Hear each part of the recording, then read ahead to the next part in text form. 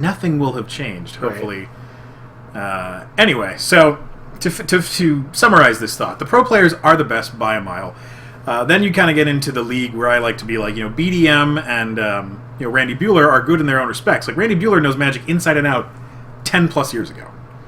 Yes. If there was going to be a legacy GP that needed coverage, you get Randy Buehler. He's going to know a lot of the cards. Marshall's been playing Magic for like 3.5 years, so he's constantly at a disadvantage of just, knowing everything that's going on. And he works really hard at it. I mean, obviously he's come a long way. And in that short a time, I think, if you give that up to 99.9% of the population that plays Magic, they wouldn't be able to do it. But this is the biggest stage with a game that is just growing exponentially. You need to up it. But I don't think they're going to. I think they're going to slowly ride that wave.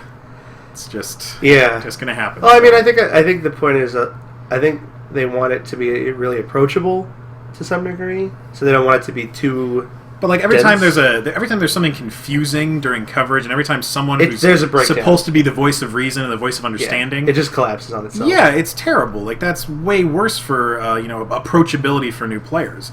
Maybe the game is growing too much at this point. Who knows? I'm going to digress from that because that's not why we're not here to poke holes in Pro Tour coverage and how we can do it better. We're here to talk about Cube and Cube drafts and Cube products like Conspiracy. Oh, was that even on our list? I don't even think that was on the show notes list. No. We'll talk about it. Yeah, well, we'll just talk about it right off the bat here, I guess. MTG Conspiracy, also known as 2 Magic cards and Endless Hopes and Dreams. One Magic card, which we will definitely be cubing with. It's funny, actually, how many times people asked, is Clockwork Librarian going to go in the cube? Obviously, people that ask this question have not cubed much, because yes, it's going to go into cube. Human beings make the randomization that is cube. Sorting machines and print racks don't. So oftentimes things end up being skewed. And packs are going to be off by colors. And Clockwork Librarian would be a card that would actually just by itself kind of smooth out drafts. But it goes even deeper than that because this card actually has strategic implications to the draft process, which is...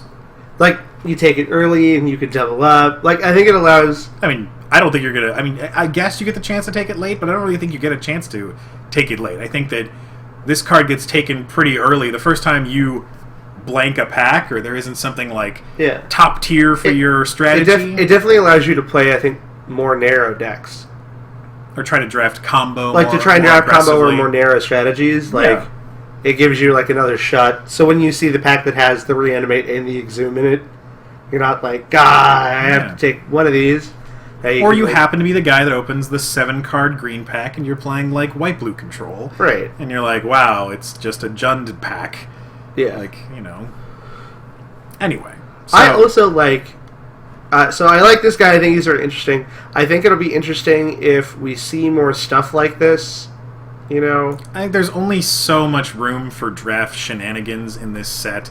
Obviously everyone that loses their fucking breakfast when they see this card thinks that the sky is the limit as far as fucking with the draft process, but... I'm not saying the sky is the limit or that there's going to be like a million cards like this, but like, so the biggest problem with Clockwork Librarian is it's a hill giant, right? That's its problem? It's not like the world on fire as a card. I think its problem is that it's common. And since it's common, and you're going to be drafting this set, this effect will not be anywhere close to duplicated in the rest of the set, I guarantee you.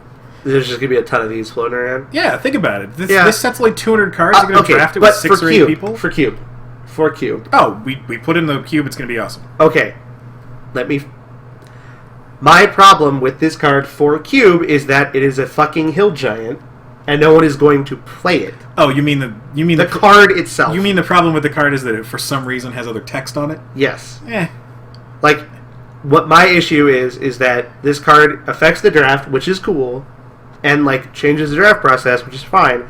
But once you get out of that and into deck building, it's right in the pine like 99% of the time.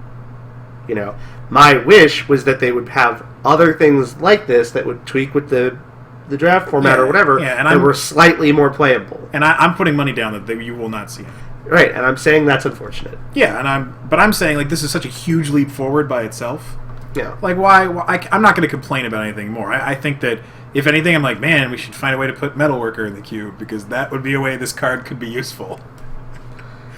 I mean, that's it in a nutshell. I mean, yes, I think maybe in Pauper or Peasant cubes, this card is less exciting, because the kind of the mean power level is the flatter the power curve is in your cube, the less exciting this is, because like the chance of rolling the dice and like hitting double Mox or Lotus Time Walk or something crazy in one pack you don't get. But I think it's still fine. I think we'll make room for it. Artifacts are pretty soft right now anyway, so... Yeah. Again, the fact that this guy is common in this set, for everyone out there who's speculating that there's a bunch of stuff that's going to get wacky with the draft format, I really feel like this is it. There's no more. Like, if this had been even uncommon, maybe you could give a shot for another uncommon or rare that somehow messed with the draft. Yeah. Like if you opened a rare that was like, show it to everyone, now the direction of the draft changes for the rest of this pack. Right. Like, well, we'll see. Anyway, no complaints. Think that card's going to be great. Think the I actually also, speaking of cards from Conspiracy, I actually like the Angel, Magister of Worth. It's a 4/4 for 6, white-black. So 4 white and a black. 4/4 flyer, and when it comes into play... Now, this is obviously a very multiplayer-centric ability, Will of the Council, where everyone votes. But, in Heads Up, the way it works is, you can always vote for Destroy All Other Creatures, and that's what happens if you tie, so no matter what, it'll happen. So, this basically is a 4/4 flyer for 6 that, when it comes into play, destroy all other creatures. It's a better Sunblast Angel. Or like Reaver Demon. Okay, yeah. Sunblast Angel because it was an angel and same converted mana cost. It's a little unhinged where it's like it's a 6/6 it's a 4/4 flyer for 6 that destroys all the creatures with the clause raise your hand. Yeah, you have to vote. You have to go like thumbs down, which is a perfectly reasonable card. I don't see this going in a lot of cubes. I mean, I think it's good. I think it should. I think it's not bad. I mean, in our cube, what do you want to cut for that card? Probably... What's our white-black section look like right now? Sin Collector, Obsidat, Blood Baron... Oh, man, all these cards are good. Yeah, they're a lot better than the one you just named. Maybe Ashen Rider? Ashen Rider is the it's the Reanimate... it's the Recurring Nightmare Tricks. It's the classic Magic slot. Like, you want that in cube. Yeah. I don't know, I like this card, though. No, I like it, too. So anyway, that's the extent of Conspiracy so far. I mean, we just don't have any more cards. I think if we were going to theorize about it, I would say that it's going to involve a lot of stuff that isn't going to affect the format we play a lot. I know that... well, as it's a multiplayer product, there's going to be a lot of stuff that's like... Yeah, it's so funny. Like, I think we put this bug in people's ear last year about this whole, Wizards make a cube product thing. That even after the official release statement about Conspiracy, they're like, so it's a cube? People were still like, it's the Magic Cube, it's the cube set, it's the cube set. It's like, no, it's not the cube set, it's the Summer of Multiplayer product. Obviously, you have no idea what Arch Enemy or Plane Chase are. They have very little to do with cube. There are occasionally some hits out of those, though. You know, a lot of it is kind of for 1v1 Magic. It's kind of chaff stuff. You know, enchanted what were those the enchantments that they can't attack you or whatever, enchanted creature gets +3/+3 and can't attack you or something. You know, dorky, tweak with the multiplayer stuff. I mean, I think there will be more than just Librarian from the set that will go in the cube. Sure. But I do not think it is going to be very centered around that at all. I think we're going to see a lot more. If that Will of the Council thing is a regular mechanic for that, we'll see more of it. As long as any of them have a good downside of the tie, maybe you get some good ability triggers out of that. So that is possible. Yeah, we don't want to steamroll past the way we open the show. No, which is some picks, some scenarios. So pick one, pack one for today from the 700 card powered masterpiece that we draft with every week. What do we got? So humble. Alright, this week's Pick One, Pack One contains the following: Momentary Blink, Burst Lightning, Day of Judgment, Ranger of Eos, Dreadbore, Troll Ascetic, Inquisition of Kozilek, Grizzly Salvage, Guardian Idol, Survival of the Fittest, Boros Charm, Karmic Guide, Bitter Blossom, Condemn, Intuition. Okay, I feel like this pack is a bit of a plant in the... What's the status of Survival of the Fittest these days? It's like a health... It's like a doctor checkup. Yeah, it's like your yearly physical with Survival of the Fittest. Yeah. It's a card that it feels like over the years has slowly been devalued as far as cube drafters go. I think once a powerhouse of worldly tutoring abilities, not to mention the cornerstone of some of the best green-based combos in cube history, Survival nowadays feels like it's pretty middle of the road. I think part of the function of it is the game has sped up. Okay. So you don't have as much time to dick around with Survival like you used to. It's super efficiently costed, though, you'd think. Like, yeah, but like having to pay 2 and then paying an additional mana for all your tutoring, like, it adds up. And there are so many decks that are just not going to give you the time to do that. Like, Mono Red's killing you on turn 5.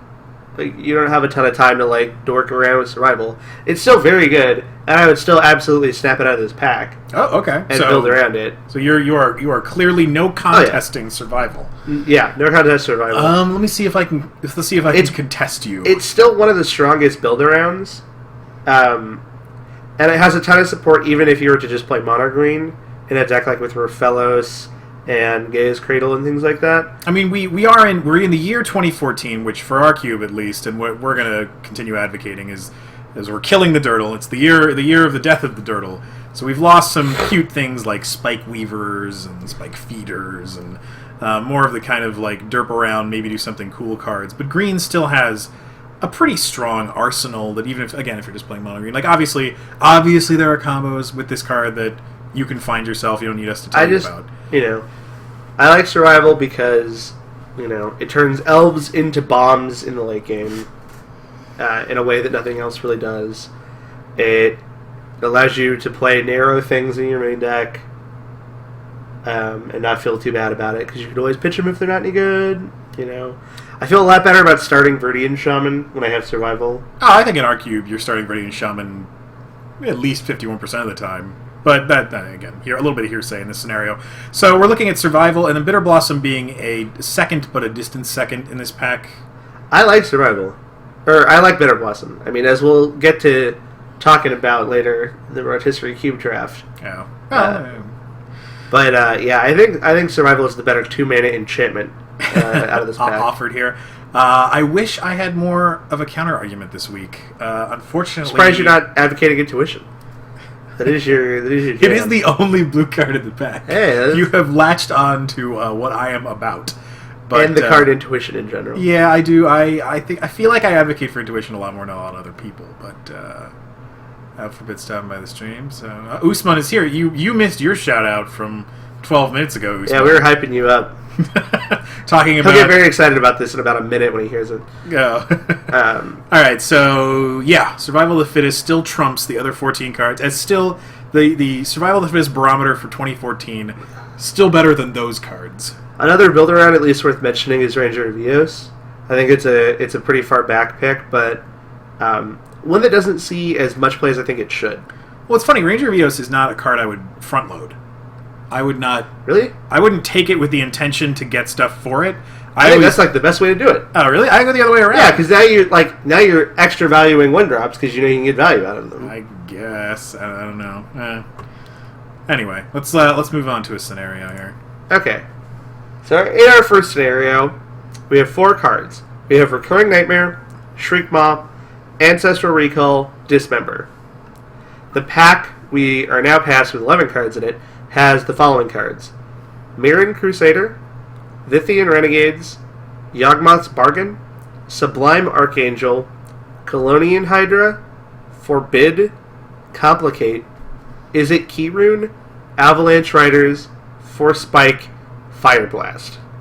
I think I know what you're going to take. Oh. Okay. I just can't get past that we somehow had a third pick Ancestral Recall. These things do happen. It reminds me of our draft this week, which was very unfortunate.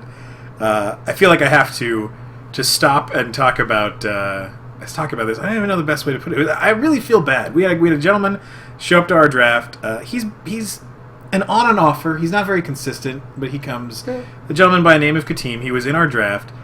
Second pack. He opens up his pack. He takes a card. He passes the gentleman to his right. And the gentleman to his right proceeds to freak out because there is a particular card still in the pack known as Ancestral Recall, considered widely to be like the best card in Magic. 15 cards into a draft, you're still kind of like, I can find a way to play this card. Yeah. The draft finishes. Katim turns over his card pool. He happens to be playing like Bug Reanimator or something. Like he could have definitely played the card. Blue. I mean, it was just So most of the people at the table kept asking him like, "Why didn't you take it? Why didn't you take it?" He didn't have a good time, and it was unfortunate. Yeah, and then like his first round opponent like would not shut up about it, and I just felt really bad for the guy. It's like he made a mistake. He missed it in the pack. He didn't. There's a lot of flashy stuff happening in front of you. Yeah. And then he got rules lawyered out of round 2, and that was just a bad day for him. Bad manners in the what is effectively casual Magic. Yeah, not we were not playing for stakes at that particular time. So. Or cookies. So in this one, we have a Recurring Nightmare. We have a good value guy with Recurring Nightmare. We have one of the best card in Magic. I feel like you could. I feel like I'm just taking a Counterspell. I don't really have enough. I can't think of a reason not to take a Counterspell out of this particular collection of cards. Really? Yeah. See, I thought you were going to go Avalanche Riders. Oh, for the deep dicking. No, I was not going to go Avalanche. See, I thought you were going to go Recurring Nightmare, like, go deep, swap it Shriekmaw and Avalanche Riders, and just blow up all their stuff. That is super good. I'm more of the guy that would slowly gain elemental card advantage and keep pitching them to Forbid and then get them back out of my yard with Recurring Nightmare. But land destruction. Yeah. I'm taking Forbid. Yeah, I think I'm taking Forbid too. The fact that it combos with Recurring Nightmare, in a way, I guess, and combos with Ancestral Recall, counter spells that go back to your hand that happen to combo with your graveyard, added bonus. Who'd have thought? Yeah, I know. The Avalanche Riders is definitely the awesome, like, next level Recurring Nightmare deck. Just Grixis blow stuff up guys, like 1/87s. The other thing you could do is, like, when you take Forbid, you could probably get that bargain back, and then I don't even want that bargain. And you're really cooking with gas. I know. It's a magical Christmas land where those things are happening. But wow, this is really awkward. We're 2 for 2 on agreements. Well, hopefully, maybe we can mess it up on this one. In our next scenario, we have the following cards: Mox Jet, Reanimate, Mesmeric Fiend, Corpse Dance. The pack we see contains Icy Manipulator, Bayou, Mazavith, Serendib Efreet, Palancron, Karmic Guide, Mana Barbs, Harrow, Treetop Village, Hornet Queen, Hinder. Okay. There is definitely room for us to not agree here. Yes. It would be easy to take a Bayou without thinking. That's like the default, like, safe pick. It's also, to me, it's also easier to take Icy Manipulator because I think that card is grossly undervalued these days. It's funny. Vin and I were talking about that, and Vin had a very spot-on statement, which is everyone in the world except Tristan undervalues Icy Manipulator, and Tristan overvalues it. You can say it as I'm not like, gonna. You're correct that everyone thinks it's not as good as it actually is, but your opinion of it is too high. Like, you need to come back down to reality too. Maybe it is possible. It is possible. So yeah, I don't know. I like Karmic Guide here because it's so easy to like just abuse. Like you could just go like triple abusers. Like you're gonna put like that was actually a play that happened on Wednesday. You could put Gisela. Like someone put Gisela into play off of Corpse Dancing a Karmic Guide. Yeah. Which is obviously hot. Karmic Guide is one of those like kind of inconspicuous, amazing cards for Reanimator. And I don't think it should be completely overlooked. It's funny because like I want the Bayou and the Hornet Queen. And since I want the Hornet Queen. And since I still have to wait for my Clockwork Librarian, I can't get them both right now. I want that Hornet Queen. I might not be in a capability of ever casting it, but I think that it's a very strong reanimation target, especially Corpse Dance, because even if you don't have a way to like sack your Hornet Queen back, you still keep the tokens. Yeah. So like that's really good. Plus, like, since it's only a 2/2 body, Corpse Dancing Hornet Queen is really gross on the defensive. For those of you that aren't familiar with the way to abuse Corpse Dance, it was printed before a time where, you know, the kind of the wording, if this card would go to any other zone, exile it. Right. Yeah, that didn't really exist. Yeah, it's kind of before Unearth. Yeah, as long as you can block. Yeah, if you can it'll block, go back to your yard, you can do it again. You get an endless string of stuff. I just think taking Hornet Queen right here is, like, kind of aggressive. I don't know. Is it? I mean, I guess you do have 2 really good reanimation spells. Like, the other thing about Bayou is, like, I feel plus, you're early enough in this draft where you could see Recurring Nightmare still. And Recurring Nightmare with Hornet Queen is absolutely disgusting. True.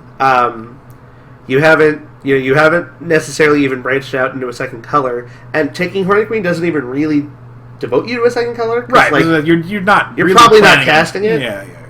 Or at the very least, like you're not taking it with the intent of casting it. You might end up doing that, but that's not necessarily a guarantee. With the anatomy of the draft, taking the Bayou, you could see the Hornet Queen come back around. Yes, is kind of my argument for taking Bayou. That's a lot of green in this pack.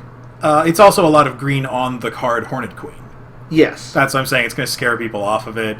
Again, black-green is the color combination where the Bazaar Baghdad is best served. There's a lot of value in that color combination. I would probably double clutch here and take the Bayou, but I can understand taking the Hornet Queen. I think Hornet Queen is the flashy. It's the high risk, high reward thing. Like, I feel like you've been on both sides of that card a lot recently. Mm-hmm. It's very good. Actually, in our draft last night, someone got it under a Mimic Vat, and his opponent rage scooped so quickly it was really impressive. That's disgusting. Yes, it was very, very indeed disgusting. I have definitely gone Hornet Queen with Gaze Cradle into Craterhoof Behemoth. Oh yeah. Which is just the filthiest. Oh yeah. Yeah, there are a lot of cool things you can do with Hornet Queen. The fact that you can get it back with Revelark is also gross. Oh yeah, so gross. I mean, the fact that all of its little 1/1s, like when you think like Cloudgo Rangers or like a Siege Gang Commander without its, you know, like when you take away like the physical card and just leave the tokens behind, often you've cut off the head. The problem kind of goes away. With Hornet Queen, you still have flying Death Touch guys, and 4 of them. Yeah, it is well worth its casting cost. It was one of those cards I was really speculative of when it first came out. It didn't make the cube for a long time, but now that we've played with it a lot, it is the bee's knees. Yeah. No pun intended. No pun intended. Yeah. So coming off of this, Usman did ask in the chat, and this is actually a topic I feel it's worth talking about. How do we feel about key runes these days? Which is actually, I think, a very strong topic. In that, I feel like when key runes first came out, I was like, this is great. This is good, kind of a fix for us where, you know, I'm not a big fan of signets. I feel it really just does a disservice to so many of the decks in the cube format and in limited Magic in general. They felt like a more reasonable signets. Yeah, well, like, you know, in signets they didn't make rampant growth look dumb. Yeah, but they had other utility. So, you know, when signets first came out, I think that we at one point had like 7 of them or 8 of them even. Well, we put all 5 in initially from the first set. Yeah, from Return. We just like slapped them all in. I was like, yeah, they're going to be good. All 10 of them are got to be good until we saw like Boros and Orza. Boros and Orza were like, oh, well, not those, I guess. So I think at its height we had 8 in, and very quickly they started to fall off the map. Right now we're down to 4. 3 blue ones, that would be Dimir, Izzet, and Zorius. And then Rakdos is the last one, because Rakdos is in this weird space where it's a 3-power first striker, which is awesome. Rakdos is the best activated, but the worst color combination for it, because Black-Red basically never wants that, like, well, a 3-mana rock. Like, that's just not what that color combination wants. Yeah, red... Unless you're Grixis, in which case you want all the key runes. You're jumping ahead of me a little bit, but well, yes, yeah. But the thing about red-black is there's no, like, I need to get from 3 to 5 or 6.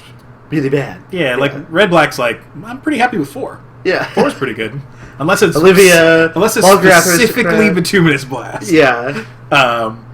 So it's funny. So, you know, we talked about it, and actually, in the most recent conversation we had about changing the cube, it was brought up again, where it's like, okay, well, key runes are so easy to shave. And I found myself kind of double clutching, because it's like the 3 blue ones we have in there right now, I like all of them for various reasons. The blue-white one, you know, like, blue-white plays big. It plays, you know, your moat, your Terminus, your 6-mana Elspeth these days, your Sphinx's Revelations, your Vencers, your whatever. I mean, you're going to want that mana, you're going to want it in those colors, and eventually you're going to want to attack with a 2-power evasion guy. So I feel like that one's well defended. And then you have the Grixis ones, and in our particular cube, we kind of have an affinity for Grixis Control. We play Nicol Bolas and Cruel Ultimatum. And it's like partly for funsies. It's partly because they do have raw power level. They're good. I mean, every time I've cast a Cruel Ultimatum, I have won the game. So it's just about getting there. So in that regard, I like the Dimmer Kieran also because that color combination wants the 2/2 unblockable so much. Yeah, so like that blue black specifically kind of scrapes for win conditions that are reasonably costed. So like. Creeping Tar Pit and Dimmer Kieran are both stellar in that color combination because sometimes it's just really hard to win the game. And Red Blue loves the looting. Does it? I think it does. This is, in my opinion, the weakest one that we still have in. No evasion. It's an awkward color combination. Looting is obviously very good. But anyway, so I feel like I'm going to go a little bit extra to defend the Grixis ones. Which is awkward because I think if I cut the blue-white one, we're still playing the considered to be lesser blue-red one, and the awkward red-black one that are still fine cards in my opinion. And similar with the Vivid lands. We're talking about switching up the lands recently, and I was going to go down to just 3 Vivids. And at first I was like, I'll cut red one, we'll leave, or I'll cut, I don't know. Anyway, I was going to cut one of the Grixis ones, then I had to think about it. I was like, wait a second. The Grixis ones. If we keep the Grixis ones, the Grixis control shell is still there. They've got the key roots, they've got the Vivid lands. I think the Vivid lands should get cut. The Vivid lands are kind of the weakest link as far as the mana-fixing lands these days. What we're proposing, or what was proposed that is being considered is, right now we play 4 Vivid lands. We do not play the green one. Because green makes 5 color all over the place anyway. So, cut all 4 of the current Vivid lands and Teleria West, because it doesn't do anything, for the 5 Shadowmourne filters, the allied color filters, so then we'd have all 10 of the filter lands in. Filter lands keep proving themselves to be better and better, and I think that, ironically, we keep adding double and somehow triple mana-costed cards of color variety. We live in the devotion age of Magic, so I definitely think we're leaning towards adding in the full complement of filter lands, but to me, I'm not ready to give up on the Vivids yet. I mean, who knows? Now that we're adding in all those... Shadowmoor filter lands were coming back 5 color control back in the day. We all loved that deck. Yeah. But who knows? Who knows? But that is our feelings on key runes. I'm not interested in playing a full complement by any means, but I do think that the occasional one-offs right there can be very good. But we're kind of a rough spot determining what we're going to do with those because of building constraints and kind of like archetype support constraints. Yeah. I mean, obviously, there's a desire to make all the artifacts kind of good for everybody, or at least every color. Try to be as color agnostic as possible in the artifact section. I mean, the artifacts are the area where you can specifically lend yourself to certain archetypes, though. Control decks rarely clamor for equipment outside of Batterskull, I guess. Yeah. What is on our show notes list? What is next? I wrote it so long ago. Oh! We'll start with the oldest piece of news because it is so long between our broadcast times. MTGO Cube came pretty much directly after we had done our last Born of the Gods related broadcast. It came, it lasted, it went. What were your feelings on it this time around? I mean, it's kind of it's been in a position where things are generally the same cube to cube. They're not.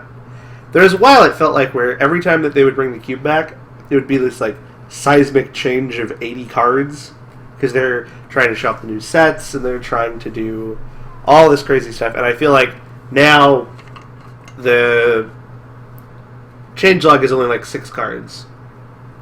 Or, it's smaller. It's more stable. I feel in many ways we did get our wishes of recent.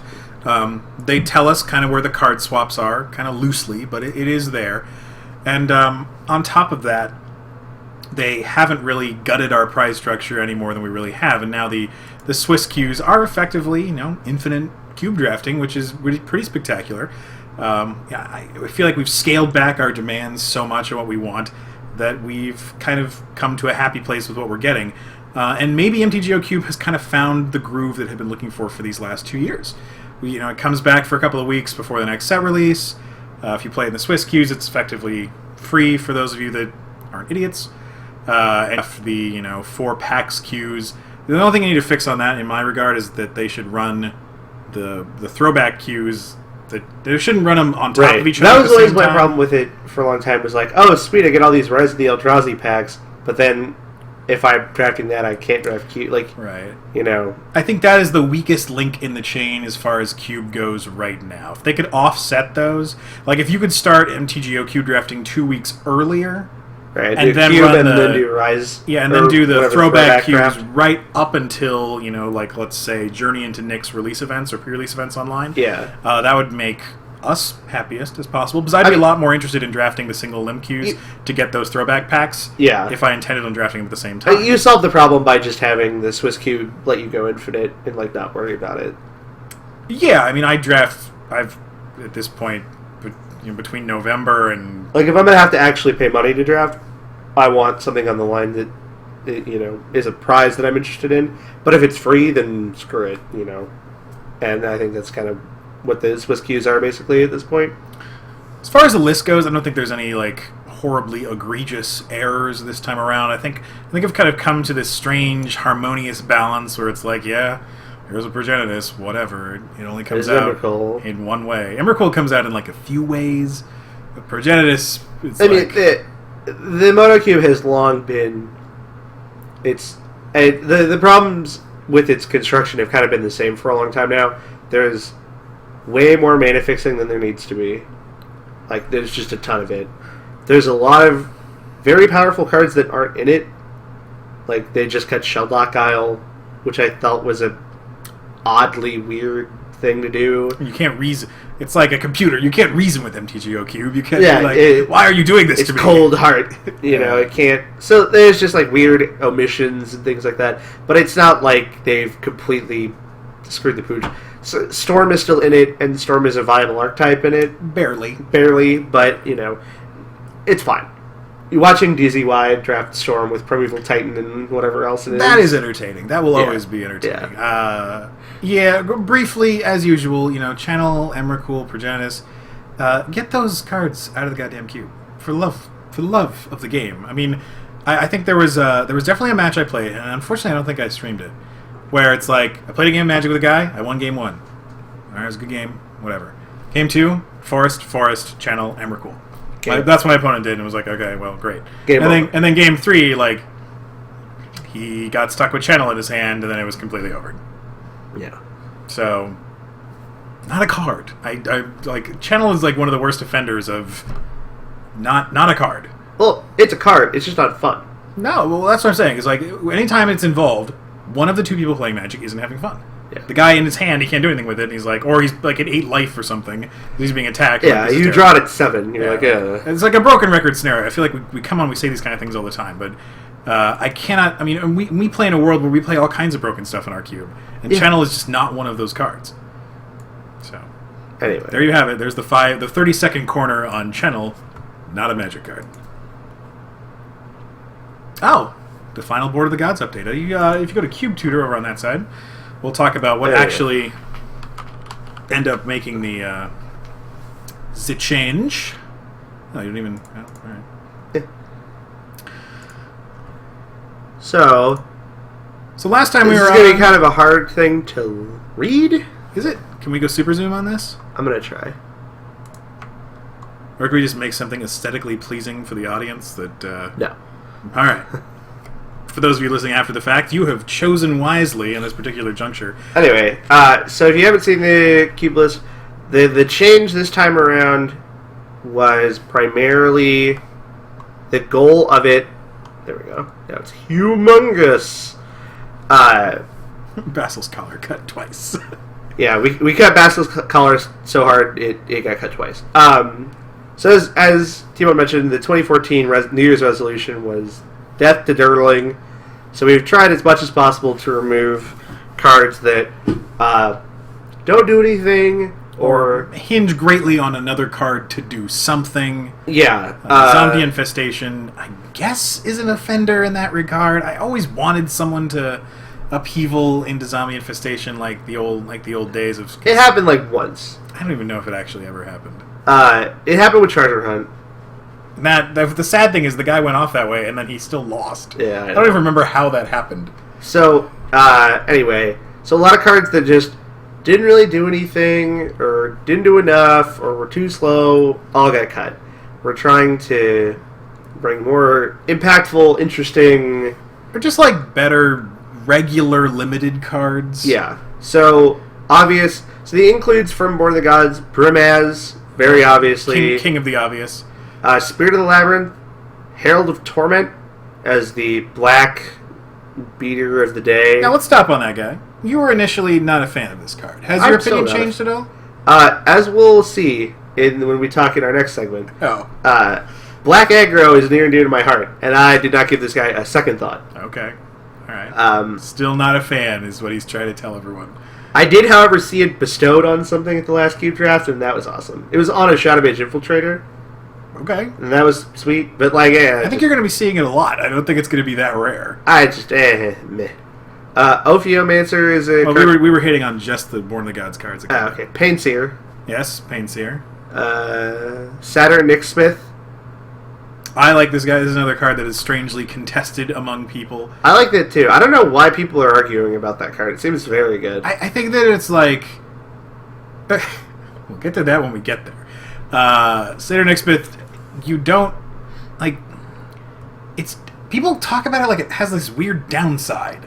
Like, you go to your untapped step, and all of a sudden it's like, oh, I spent all my mana making a 3-1. Darn it, I can't do anything this turn. That's exactly what the mono red deck wants to do. Well, or it's like, you know you have choices. Yeah, you don't have to do it. Yeah, like, if you think you're going to do something better, you still have Goblin Chariot. Yeah. Which attacked, and now did something. Like, you're aggro red. Like, you're happy to make 3-power haste guys. And then the last Born of the Gods introduced was Corsair Crucifix. This one's obvious. If you're playing a cube that you allow rares in, not Pauper Peasant, slap this guy in there. He's completely insane. I had a deck with him at 2 cube drafts ago that was red-green with Corsair Crucifix, Domri Raid, Sylvan Library, and Bonfire of the Damned, and it was disgusting. Because it was just, I'm gonna switch these around, I'm gonna play this land, I'm gonna gain life, I'm gonna flip for Domri, okay, now I'm gonna Sylvan Library, I'm gonna reorder them so I could set this whole thing up again. And it was gross. It was absolutely gross. This card's very, very good. It was the feel-goods. Now, a couple of cards we had mentioned, that we had debated about, that we didn't included Red-Green Xenagos God. Xenagod. You are still a fan of, personally. Is that correct? I think that Red-Green needs a bit of a remodeling. Okay. In general. If you're interior designing the House of Red-Green, what do you want to see in it these days? It might be Xenagod. I probably want Burning Tree Shaman back.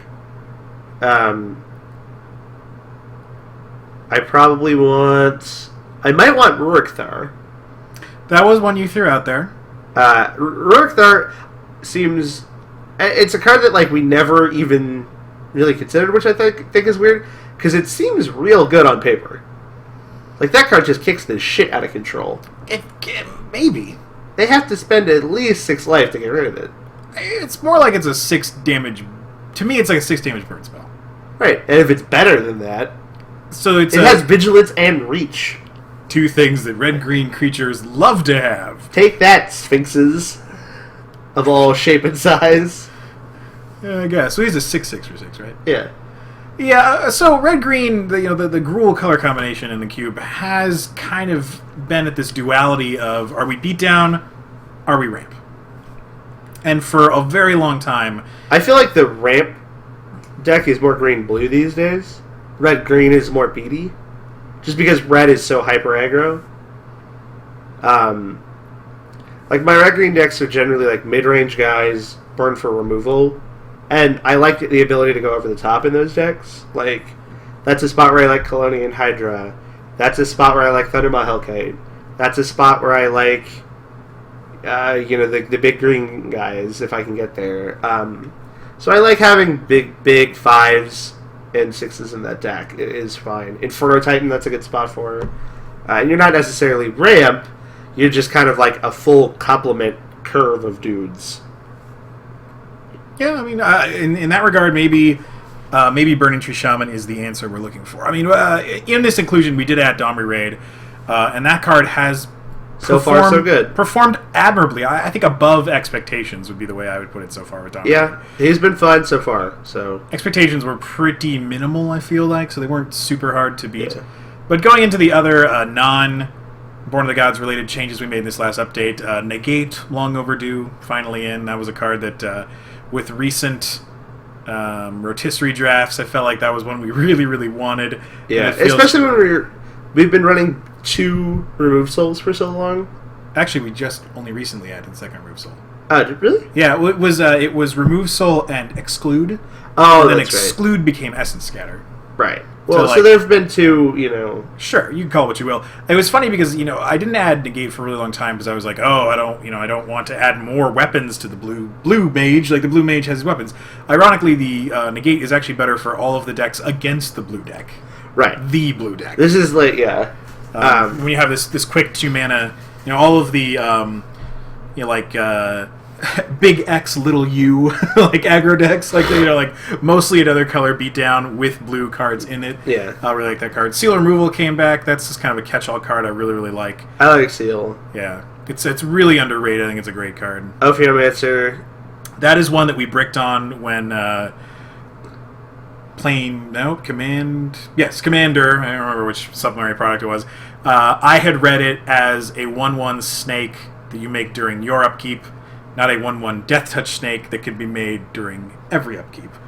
I think this card's very good. That card is considerably better than I originally thought. I was like, 3 power for 3, it renews the guy on your upkeep. That's like, plus, it's a human. Zathra Necromancer. You get all kinds of kooky stuff with. Sure. Dark Ritual makes its return. Snuck its way back in the hopes of doing more exciting turn 1 Geralf's Messengers and stuff. Turn 1 Ophiomancer, baby. Yeah. Volcanic Fallout. That is a nice catch-all. I feel like more Pyroclasms are needed for Cube.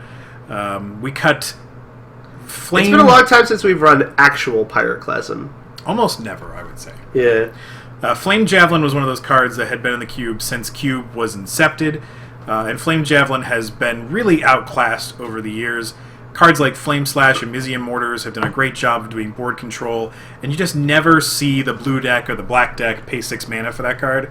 Right. So it was really primed to just kind of take a backseat. Imperial Recruiter is something also we're trying out. I really like this card. This is his first time in the Cube. This is one of those cards we've always talked about doing, but we've never really pulled the trigger on. And I've really just seen it be just a value guy already. I mean, just in the draft we did today, I was able to choose from the cavalcade of Phyrexian Revoker, Blade Splicer, Mother of Runes. It might have been a good one. Yeah, that was just a stunning run of the mill.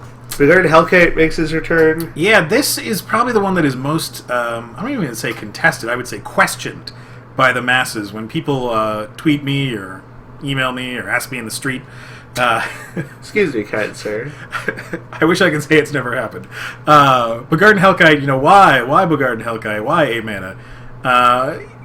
We didn't really have much of a top end for Red these days. Red keeps kind of coning itself into cards that wish they were Lightning Bolt and cards that wish they were Goblin Guide. Yeah. And we want to kind of, still let it do other things. I mean, red is the hardest color to kind of design for in that it really just does the one thing. All its cards do the same thing in slightly different... Yeah, different wording. levels. Here we have a guy that you can cast at instant speed. Here we have a guy that you can giant arc lightning with. Here you have a guy that's one of the only red creatures you want to actually reanimate. Yeah. I feel like this card is a necessity for the color, and that there needs to be that top end there. There needs to be that diversity. Yeah. So I like him a lot.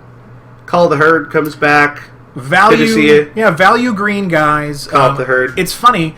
This is a card that I feel like it had been outclassed in terms of Magic cards for a very long time, but we have strategies in our cube that a lot of other cubes don't, in terms of Bazaar of Baghdad and to a lesser extent Oath of Druids.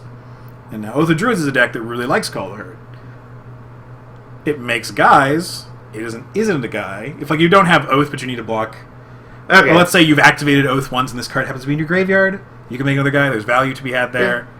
I think there's a lot going on there that you just don't see on the surface with Call Iron. Erratic Portal. Doubling up on the return your guys to your hand for the enters the battlefield EBT effects. This may violate the 2014 Dirtle Convention that was passed by the UN, but we'll see. I think that there are so many enters the battle. I think that this with Crystal Shard could facilitate that being like a deck type. Right. There's actually a lot of talk of like trying to put together the Time Walk Eternal Witness Crystal Shard Erratic Portal deck. It's borderline dirtily, but yeah, sure. Well, Infinite Turns is not dirtily. Yeah, Infinite Terms is your opponent just scoops, you don't have to worry about it. Yeah. Ascended Law Mage. To be fair, they should probably just be Livik Sky Knight or Liev whatever. Sky Knight, yeah, I just didn't have one handy, so I thought I'd give this guy a day in the sun. It did have a sort of Feast and Famine on it last Wednesday when we were playing, which was gross. But overall, the blue-white, I want to have a little more diversity again with the color combination you can do, so it's probably going to become Sky Knight the next update. Dunbury we already talked about, and the return of Kildoran Outpost. As the continued lifespan of Crusade and Honor of the Pure, I wanted to bring back the Soldier Maker. An old buddy for it. Yeah.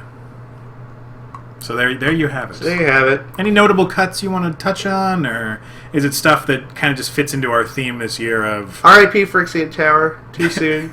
Really? Never forget. I think that is the prime target of the you don't do anything, you were a terrible quarter case to try to make a deck go up. Oh, come on. Worse yet, I feel like I've cut cards recently where people would just play badly because they had them. Yeah. Like, people would sack creatures left and right to like try to like speed up a little bit to play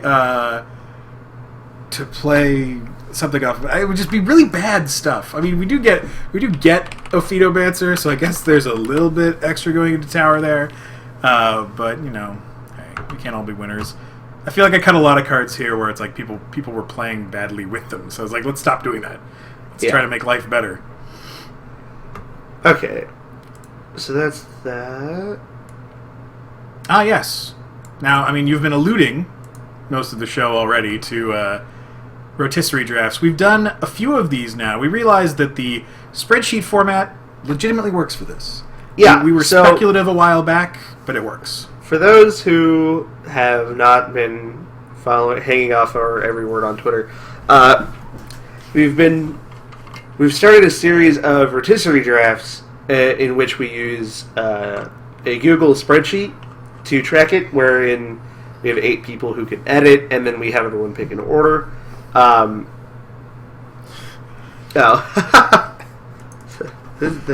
downside of people editing stuff. That's double Vim. Yeah. Anyway, so Eck was very speculative in the past that people would drop out or their decks would be terrible halfway through and they wouldn't complete.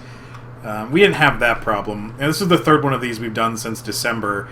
And the only reason it's taken us 3 months to do 3 of them is we had one that literally took a month. Well, and, there's a bit of a delay because, like for the example, this one took a business week, but we probably won't play until next weekend. But we don't have to keep checking back on the spreadsheet. I mean, like, right. Generally during the course of the work week, we'll just kind of pass messages between each other being like, all right, it's your pick, and keep checking the spreadsheet.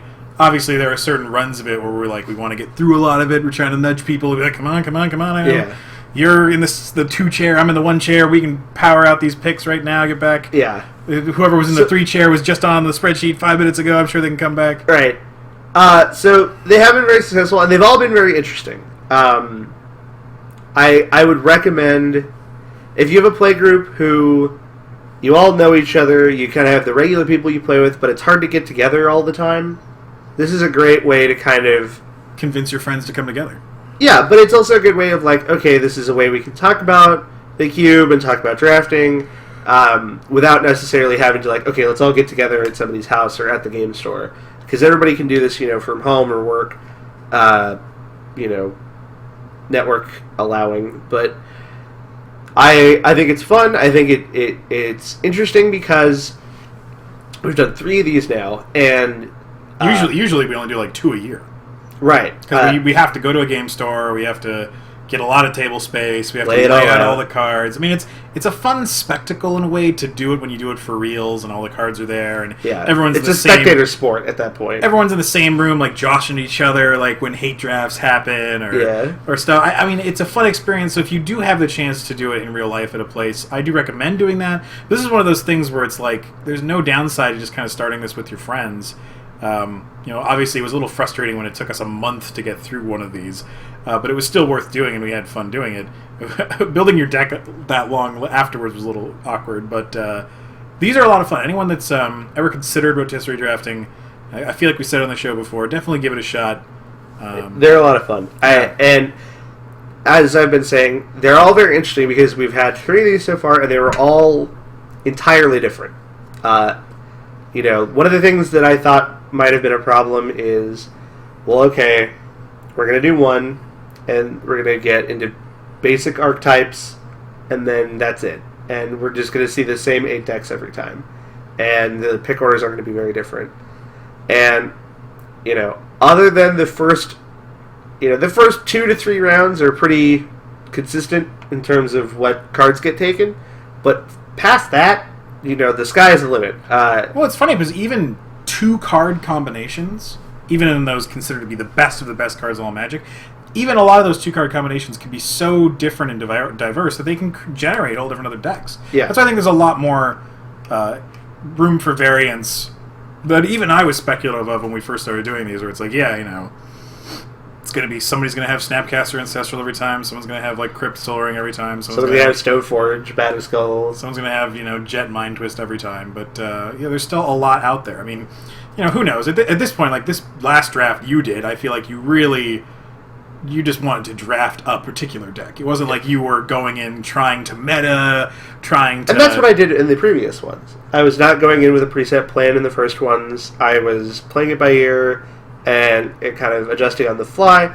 This one, I kind of had it in my head that I wanted to draft, for those of you not looking at it right now, mono black aggro, and... test its limits, if you will. Yeah, and I mean, I wanted to draft this deck so bad I took Mind Twist over Time Walk. If I was drafting on pure power, that would not have happened. So I just dawned on me that Time Walk went like 13th in this draft, 12th. That's not right at all. No, Jitte and Strip Mine also going over Time Walk, not correct. But that's debatable. Well, no, it's not. Time Walk is like the second best card. So I wanted to play the mono black aggro deck. I wanted to push it. We've been talking about it. I've drafted it in drafts and go back and forth. So I've got, I set out to do... And the nice thing about... Try to do this deck justice as much as I can. And the nice thing is that no one really... You don't have a lot of overlap in many cards where it's like, yeah, you want like Dark Confidant, Duress, Thoughtseize, Hymn to Torak... Literally the only 3 cards on Tutor. Sat I didn't get, basically, were like these 3. That being Liliana of the Veil, Hymn to Torak, and Demonic Tutor? Yeah. And I guess Duress. And maybe Dreamville? I don't know. I think those five cards would have all made your main deck. So... Maybe not Liliana, actually. But Liliana, insane. Anyway. It's just like a glorified edict for your deck. Anyway. So, that was like what I set out I wanted to do. Casey, very clearly, he took Jitte over all these other cards, so he very clearly wanted to play the Stoneforge aggro white deck, and he has a very good copy of it. He's got the Aether Vial, plenty of 1-drops. Being on the wheel, a lot of them him the ability to kind of get the Stoneforge package at once, and also get the seemingly package deal that happens in all of our drafts of the Swords of Plowshares Path to Exile Premier Removal package. It's a good package. So, in our draft, we've got a mono white draft, we've got a mono black draft, we've got a mono blue drafter. My deck, which I'm very happy with, is like a red blue. Don't never tap mana on your turn, counter spells and burn spells pool. We have kind of like a green rampy creature deck. We have a Naya zoo deck in a way, or kind of like a Tribal Flame zoo deck, and then we've got a couple. You've got like a 4-color control, loosey goosey ones, but we've got Rexer. I guess the Rexer deck is the other one. There's only one deck that is clearly like WTF, what are you thinking this particular time around? That is the player who opens on Soul Ring, Mana Crypt, Mana Vault, Grim Monolith, and then halfway through the draft goes back-to-back picks of like Recoil, Pillage, flanked by I think Supreme Zach's deck is Verdict actually very dimensions. good. It is very good because a lot of us drafted like derpy aggro decks. Right. I think Zach made the most metagame call out of all of us and adjusted what he wanted to do, and I think it's fine. This draft was also interesting because, we've done this now 3 times. We have a kind of the same group of people doing it with like 2 different guys, 3 different people on each one, and I feel that as people get more comfortable with it and comfortable with their tendencies and things like that, things like the hate starts flowing a lot harder. You think that? I think that was more of a byproduct of just how this whole draft was very different than I think previous drafts, and there have definitely been. It's funny. I think in live rotisserie drafts, there's a lot less straight hacking and hate drafting from people. Yeah, because you're not like physically looking at the card pool that people have in front of them at the time. Right. You don't see the train coming in. Yeah, it's a lot easier to slip one by the goalie when they're like they're never gonna see this card coming because they don't know about these other cards. Right. Where with the spreadsheet form, it's very easy to be like, oh, this person just took these cards. They took that like card this away, natural order hack against the Ruffellos. But that's a lot of the fun of it. I mean, actually, it wasn't the Ruffellos. Casey was able to take that natural order because Vin had been slowly picking off weird crap like Dryad Arbor. Which is like this flashing red light. Dryad was a red light. Yeah. Anyway, again, we could go deep on this all day, but we've had a lot of fun with it. We try to post them online, let people know when we're doing it, so you can kind of like take a look live. They're all publicly viewable, so when we do them, people can. You can go back and ridicule the people you think screwed up on their picks. Well, and they have a chat too, so when they're live, I'll idle the document all day and kind of like facilitate and text people and message them like, hey, it's your pick, or what cards do you want, or whatever. So a lot of times we'll get people in the chat like, why'd you take this, or what's up with this card, or what blah blah blah. Why has no one taken this really good card? How did Flametongue Kavu not get picked in this entire draft? There's always, every time you do this, you always think, oh, well, it's just going to be the best cards or whatever. Every time we've done this, we get to the end, and there's like at least 10 to 20 cards where it's like, how did no one take that? Gideon Jura, nobody took. Restoration Angel, nobody took. Flametongue Kavu. There's just so many cards. It's like Ancestral Vision almost didn't get taken. The fact that Ancestral Vision went in the 44th round. It's funny because I didn't want it, which is surprising to me. No, if you don't have it in your opener, like what the F is it going to do? Draw cards later. Yeah, not my jam, man. Okay. I want the here and the I want the now. Live in the now. Young Pyromancer is clearly the best card in my whole deck. You have Young Pyromancer? Oh yeah. So you do. In the 18th round.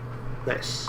Anyway, yes, to also doubly answer the chat question, Pyromancer's been absolutely great in Cube. I mean, obviously it's been spectacular in Rotisserie, but that's not really where you can give it a good barometer of its playability. It's been very good in regular Cube drafts. I like it a lot more than people like cards like Gutter Snipe. Making attackers and blockers is really key.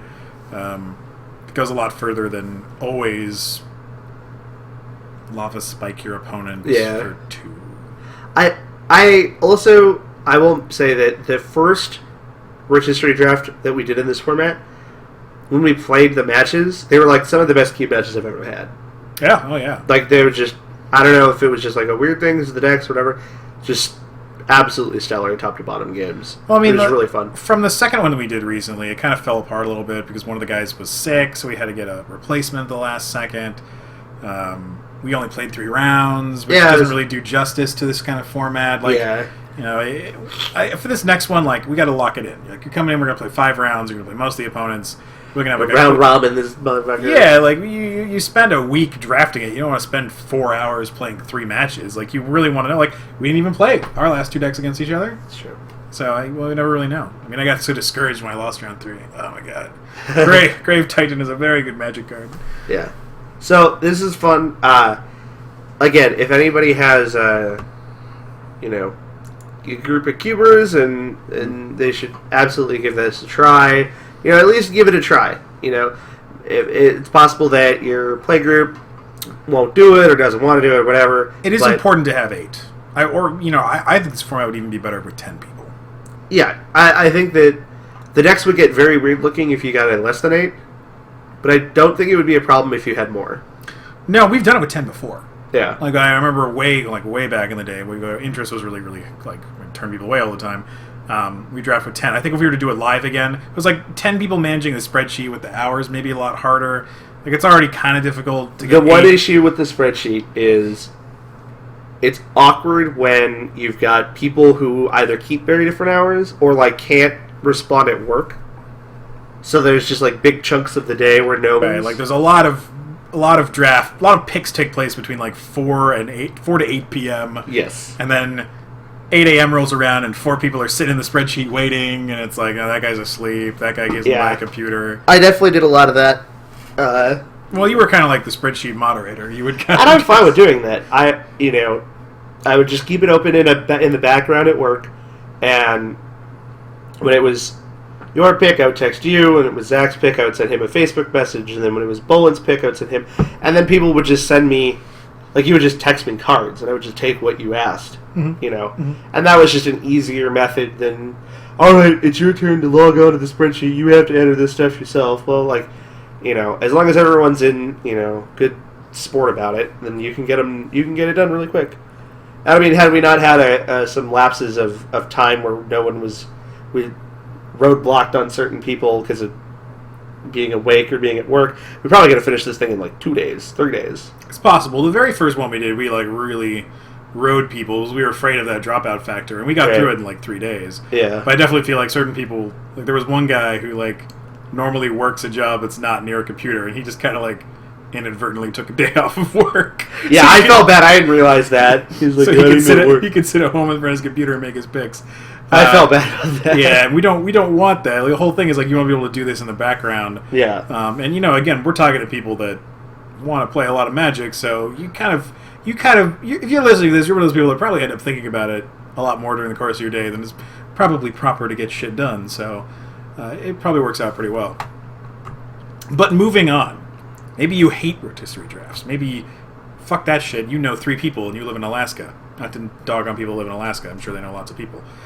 But we'll move on from something like that. We'll move on to a topic that was, I'm not going to say bludgeoned to me by our good friend Jay Bush of the A-Team, but I will say that Jay had randomly tweeted out to some of us cubers a couple weeks ago asking about 2 ones for 2 in your cubes. How many do you play? And I answered him 11. And he was like, 2-1 flyers. So I was like, 0. And then he was like, I don't get it. And it spurred a long conversation about, because he's mostly referring to white. Although I guess a lot of people he knew also have like Welkin Turn and the new version of Welkin Turn in their cubes. That we don't do that. But it reminded me of the long-standing kind of like ever-evolving changes that have happened to white over the years. Cube 6 years ago was a lot of guys that cost white. I feel like we made some kind of like blood oath 10 years ago that we would always support white aggro and cube, white weenie. Yeah. And its look has changed over time. It's a cornerstone of Magic the Gathering. We've always supported it. And yeah, so a million years ago it was all your Black Knight, your Silver Knight, your Zalfring Crusader, your... Oh my god, Knight of Dawn. I missed that guy. Oh. Sarah Avenger. Things with Sultari in their name. Yeah, every Sultari guy, everything that just costs white. And over time, those guys... And it's funny because at the time... What's your foot? I think I actually wrote an article at one point where I was about drafting white aggro. And I think I remember saying something like, well, if you're going to draft white guys, you're going to have to draft all of them, and you're going to be drafting lots of white. Those things are 8.5 tails. Oh yeah. That's like the bee's knees, too, when it comes to like your white creatures.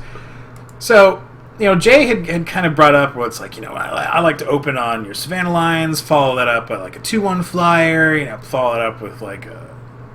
Who knows what. But it was like, that's why you keep the beats going, that way you don't get blown out by like a Wall Omens or something.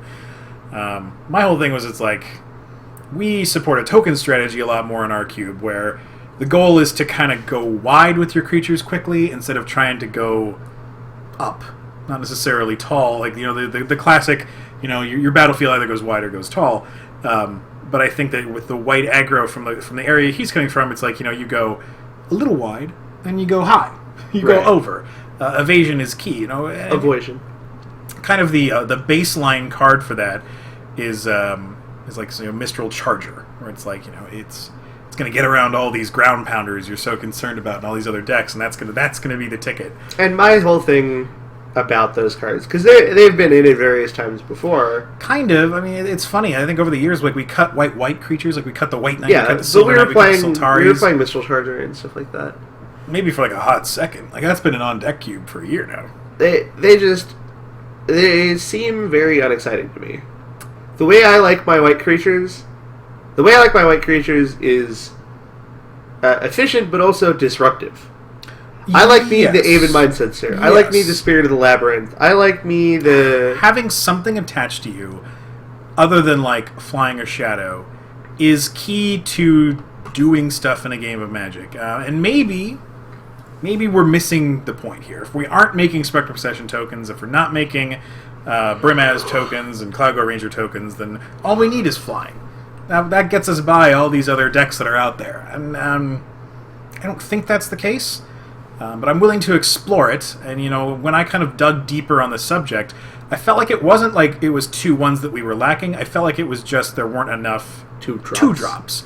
Because again, we cut a lot of them. We cut monk. We cut various knights of things. We kind of but we only unintentionally slowed the color down because we cut cut Black Knight for Academy Rector, cut or whatever. Yeah, sure. But we were cutting 2 drops for not 2 drops, and it just slowed everything down. And we try to be right mindful of that. I think it just happens slowly over time, and we're like, oh, we're making the color better because we got rid of a guy that costs white. It's like, well, putting in a guy that costs double white and 2 didn't really help. Right.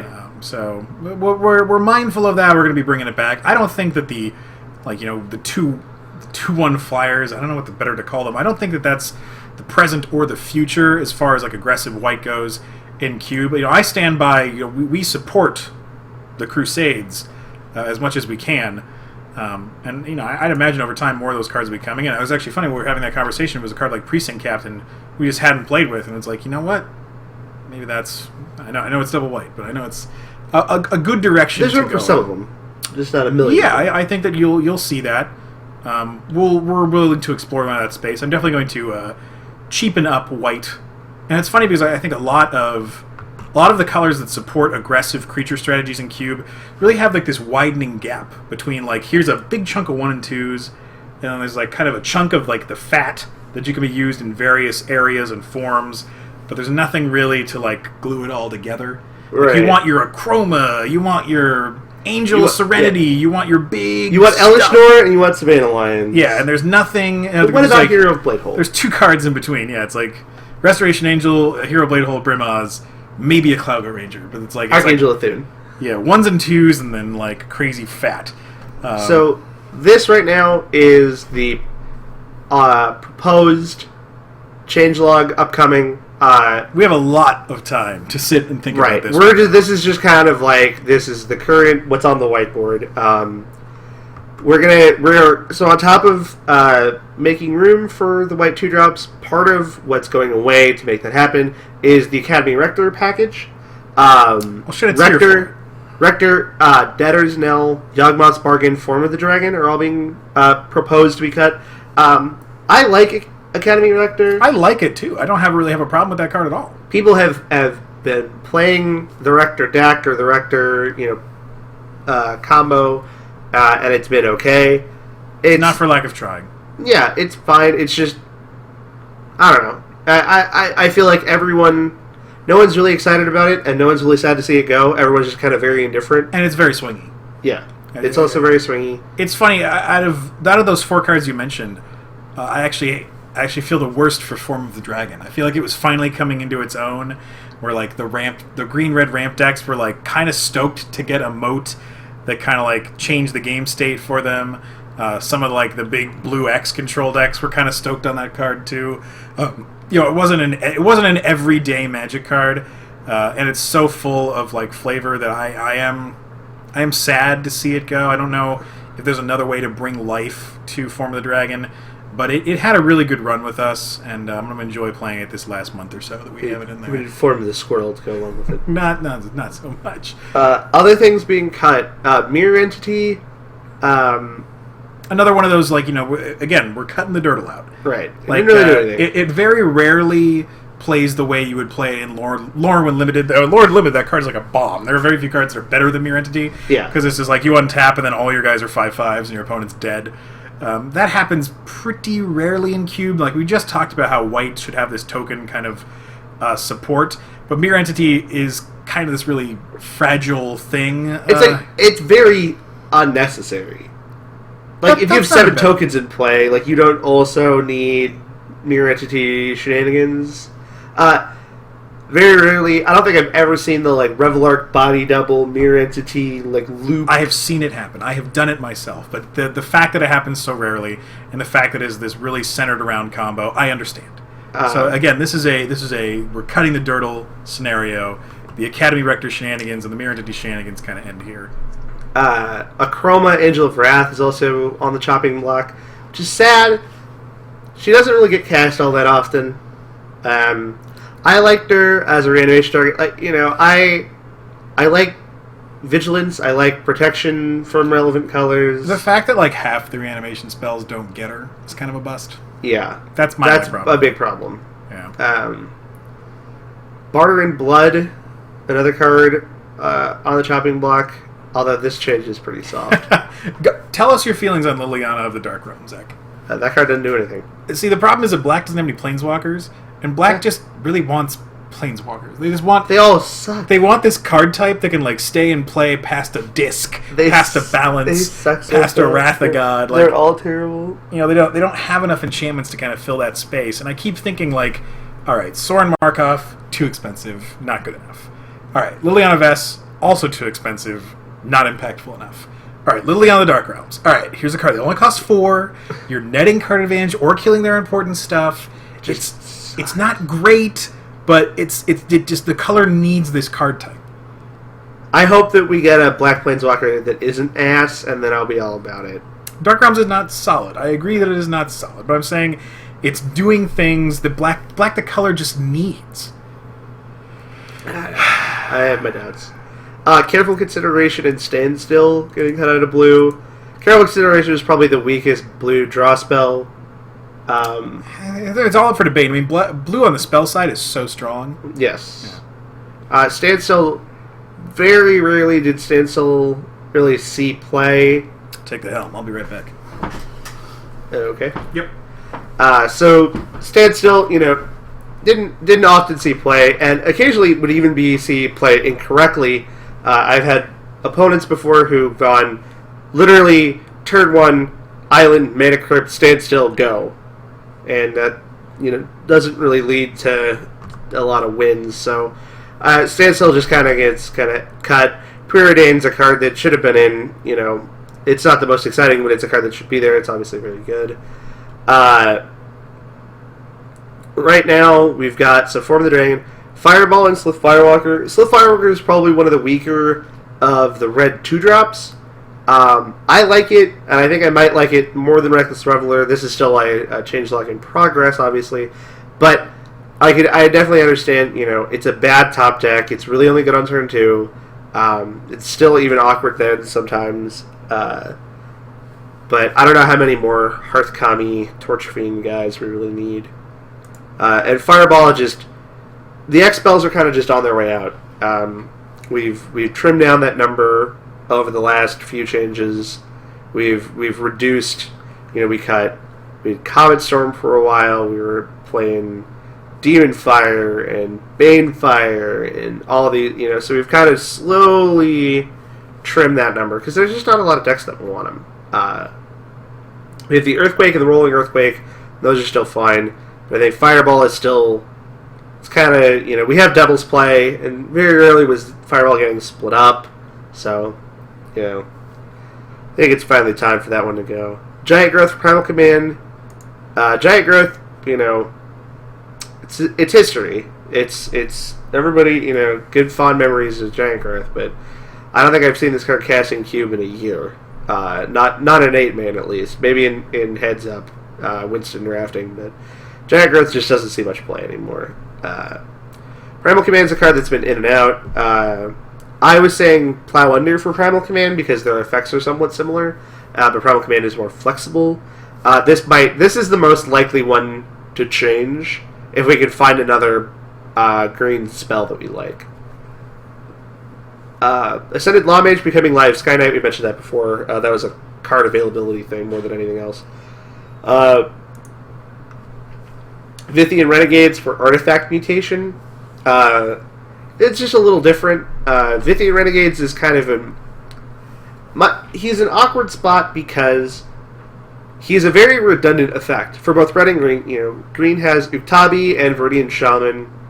Red has Kilden Vandals. It's got Torchfiend. It's got Hearth Kami. It's got a lot of guys that destroy artifacts. So he's taking up very valuable real estate. You know, the red-green section, very small, for this effect that he is effectively the 7th copy of, which I felt is a little unnecessary. Artifact Mutation at least plays a little bit differently. Artifact Mutation's a weird one because it's one that neither of us really nominated or I feel like aggressively... Yeah, that was a community vote, so to speak, player base vote. I think the red-green section will get more changes before any of these really get put forth. Again, these are, remember these are all placeholders for now. But right. They are things on the table. Yeah. Pirate Spellbomb becoming Worn Power Stone. Worn Power Stone should have never gotten cut, in my opinion. Meh, it's in this weird portion of the ramp curve that I feel is... I think it's very good. It's like mostly a green card to me.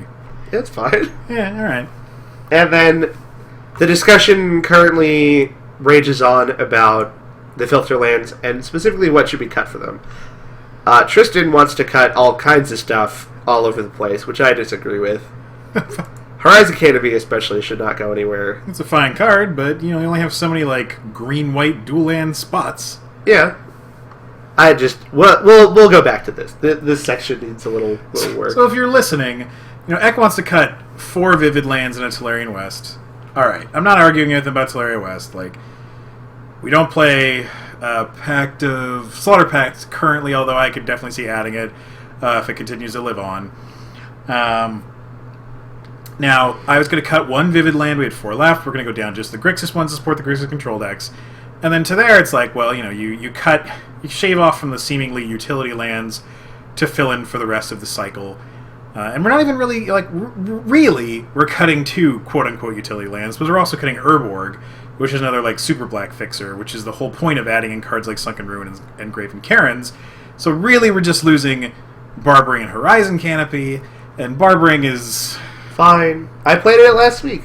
Yeah, it's fine. None of the lands in Cube are bad. They're always lands. They're going to make your deck. That's like saying... Slayer West is pretty bad. Hey, look, last night... somebody played Grixis Control to cast Cruel Ultimatum, and they definitely Tolaria Wested for a mountain at one point. It was important. It does happen. Either way, I like this change setup as opposed to gutting Vivids. I think that Vivid's still a lot of use. We still play Reflecting Pool. Who knows? We're still talking about putting Undiscovered Paradise in the cube. I think that card still does stuff. Who was talking about that? Oh, I've been talking about whatever. Just by yourself, myself, just in your room. By myself. While you're asleep, just bubbling. I discovered Paradise. I agree. With Ancient Grudge coming in, Artifact Mutation might be a bit of overkill. I'm one of those people that think that Vithian Renegades could just become Burning Tree Shaman at the end of the conversation. I think that we currently have a lot of guys that destroy artifacts. I don't know if we need another one. We don't have that many. I took 2 of the 3 of them in the rotisserie draft that were red. Yeah, and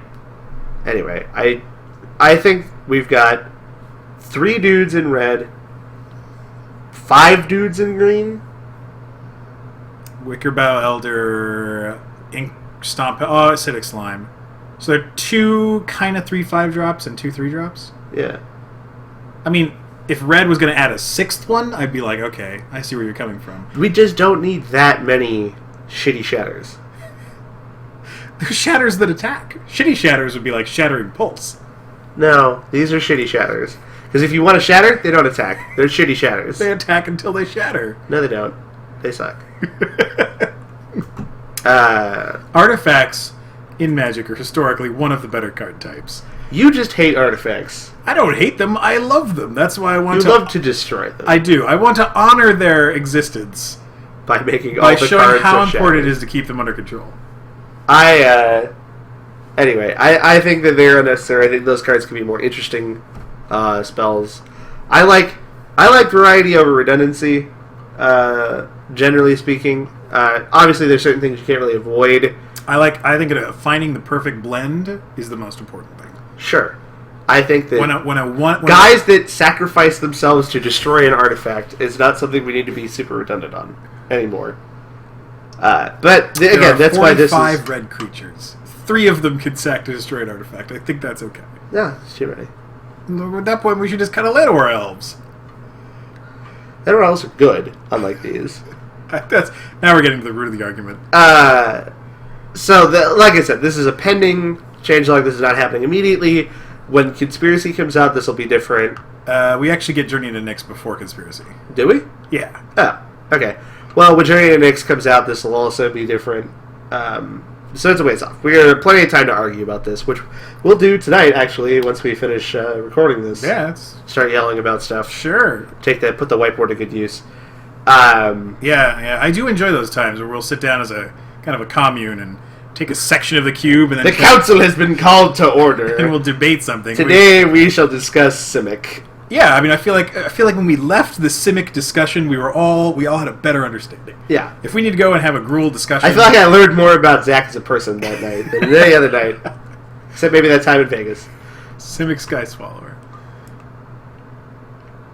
Okay, there was a question I had gotten on Twitter recently that asked about. I'm going to actually bring that back up, and I'll make sure I don't miss anything. How do you handle drafting the cube without the maximum number of players? What are you worried about as far as exclusions go and how it is drafted? Which is actually, without even trying, a great go-between with what we were just talking about whether or not how much redundancy you want versus unique effects tied into dirtling and kind of like corner case cards and decks. My whole thing is that I like variance. I like the ability to sit down and play Magic and never have it be a repeat of the time we did it before. Every single draft, you want to be as unique and different as possible. So when you play a 360 card cube with 8 people total, and you do that every week, and every single card is in there, I wouldn't want that. I'm glad that we live in a world where we draft. No two drafts are the same. Yeah, I like that too. I think that when you're a 360 is totally fine if you have a regular group of 4. Yeah, and that's another question that comes up a lot is people, this is something. Like I can't get 8. We can only get 4. What should our cube look like? It's like, I mean, I'm still one of those people where it's like, you can sell a 1,000 card cube, no problem. I mean, yeah. We played big box Magic long before Cube existed, where it was just a collection of loose cards we had. And it was the variance was what was really fun about it. Or like MTGO Crap Magic. Very few people are familiar with the concept of Crap Magic. Crap Magic is a lot of fun. Crap Magic is you go into your MTGO collection, you randomly click on 60 cards, and you build a deck, and then you challenge your friend online who did the same thing. Now, the more you draft, the better this works. The less you play Constructed, the better this works. Because the goal is to have just like horrid chaff commons, kind of. Diversity matters. Like somebody that I remember we played Crap Magic with people that played a lot of Constructed Online but never drafted. Right. So all their cards are just crazy bombs. Yeah, you're like, that's stupid. How'd you know? Well, that's no fun. Regardless, yeah, I don't. Yes, I people are Heavy Metal from Heavy Metal was always asking I'm lucky to get 6 ever. It's me and my buddy a lot. Heads up, we get 4 on the weekends. Should we have a tiny cube? Should we have a 240 card cube to make sure combos always come together? A lot of it's a personal preference. I would play Magic with just this guy for an entire year, and I would be fine if the cube was 1,200 cards. Yeah, that would not be a problem. I think. Yeah, I like the variance of cube. I think it's more important to make sure that you've got ways to keep it interesting. So, Winston drafting, Grid drafting, Rochester drafting. Not being butthurt because a particular deck didn't come together also kind of helps too when you add more cards to your cube. I think managing expectations is a big part of it. It's like, I took the Oath of Druids first overall in your 360 card cube and I didn't get an Oath deck. It's like, well, then you just suck at drafting. Yeah. Maybe you could have had one, maybe you couldn't have had one and you didn't realize how to draft other cards. Like, you can't be mad at the person who built the cube. You get a lot less wiggle room for cute stuff like that, though, in a 360. Just because there's not as much room. So, you can't really have, like, one-offs that just, like, occasionally come together or whatever. Seismic Assault is a good example of a card where it's like, I wouldn't really... play that in a 360. Yeah. Like, I love it. And again, you know, for us, it's about Magic history, and it's about variants, and it's about remembering drafting 8th edition, where Seismic Assault was just a literal bomb by itself. It's just a house. Yeah. Yeah. Yeah, I think that, you know, familiarizing yourself with, you know, so most people know Winston drafting. I find that grid drafting is a good 4-way draft format. I find that Team Rochester especially, is like the best 6-man format, like 3v3 Rochester. My personal favorite. Hard to argue with that. You know, so keeping it interesting that way, and especially if you have a smaller cube, you know, I would advocate, especially if you have a regular group of players who don't, you know, with us, on a weekly basis, we have anything from 8 to 14, 16 people, and it's a lot of, you know, probably 8 regulars and then X number of randoms. A pool of like 60 people will draw from locally. Yeah. And for a lot of them, you know, they don't see the cube regularly because they're random, so they know, they've seen it before though, and they know generally what is available and what isn't, and things like that. But if you're in a situation where it's always the same 4 dudes, and it never really changes, it's just you, Bob, Steve, and Joe, and you're the only people who draft this thing, don't be afraid to change the cube up a lot, often, to keep it fresh and interesting. Assuming that they also know what's going on. Right, I mean, keep them abreast of the change logs. Really want to dick them once. Right, but, you know, maybe you want to try throwing the whole Goblins plan in there. Or go maybe, super tribal one week. So yeah, or go, you know, now we're... I'm adding the Merfolk, and I'm adding the Goblins, and I'm adding the Tree Folk. Or whatever, you know, you could do different wacky, I'm going to try Storm Out, I'm going to do whatever. So, because you're just trying to keep those people entertained rather than have like this consistent product. I do feel like we've deviated a lot from the original question, though, which was, are you fearful when you're drafting with less than the maximum number about any portion of the draft? Like, you mean the maximum amount of the cube? Yeah, I think the original question was more like, I have this unit, this 450 card unit. You always play with 10 people. Well, now I've got 6. So, like, there's a bunch of stuff that I don't know. Like, there's uncertainties. I think that's what makes it interesting. Yeah, I think the uncertainties are good. I think the card evaluation in a vacuum. I mean, when you're booster drafting, you can't build around for sure getting some specific rare or even an uncommon. You might never see it, even commons. Yeah. So, being able to evaluate on the fly and be flexible is a long-standing trait that is admirable for booster drafting, and I think it's no different in Cube. Plus, I think a really good example here is, like, if you try to do one of those things where you're like, I'm going to draft for a specific deck or card that I know is going to be out there, right? Then you don't get it. And it's like in Onslaught Draft, the Lightning Rift deck was, like, very good.